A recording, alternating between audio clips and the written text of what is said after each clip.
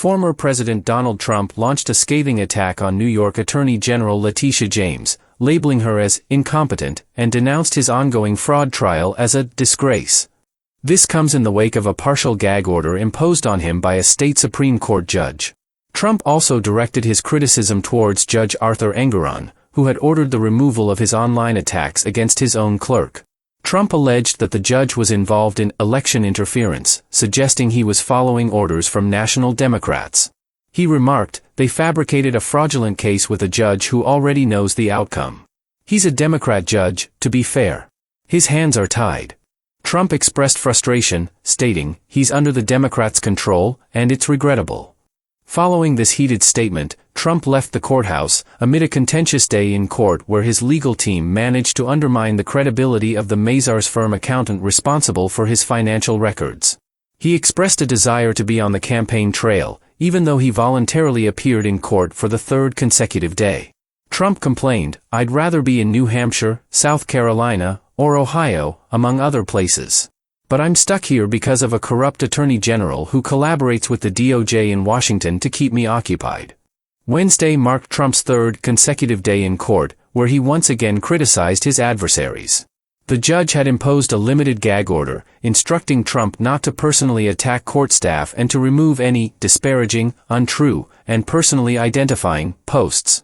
Trump had previously referred to the clerk as Senate Majority Leader Charles Schumer's girlfriend and shared a link to her Instagram account while criticizing her involvement in a case he described as deranged.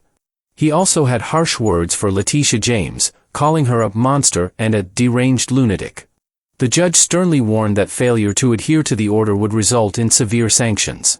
After removing the contentious post, Trump redirected his criticism towards Letitia James, accusing her of pursuing an unconstitutional prosecution under New York executive law. He also took aim at his legal critics, particularly those faulting his attorney, Alina Habba, for failing to request a jury trial.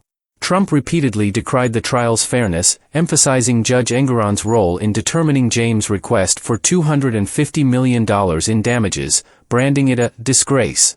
He stated, "This witch hunt offers me no opportunity for a hearing. It can't be right simply because someone forgot to check a box. Under 63(12), there's no jury entitlement. This statute has never been used for a purpose like this. They are coordinating with Washington 100%. Trump's lawyer, Alina Habba, refuted the criticism, asserting, "I didn't forget to check a box." On Fox News, she defended her actions. Fox contributor Leo Terrell, a lawyer and talk show host, expressed perplexity over Trump's legal team's failure to request a jury trial, noting that certain forms typically require checking. Trump's courtroom comments included a statement expressing openness to becoming Speaker of the House, as some right-wing Republicans had suggested his name for the role. He clarified, "A lot of people have asked me about it, but my focus is solely on being president." The removal of Speaker Kevin McCarthy via a historic vote was mentioned, with 8 Republicans joining Democrats to unseat him. Trump had posted on Truth Social during the drama, questioning why Republicans were fighting among themselves rather than focusing on the Democrats. However, House GOP bylaws would prevent Trump from assuming the top role if he were indicted for a felony with a potential sentence of 2 or more years in prison.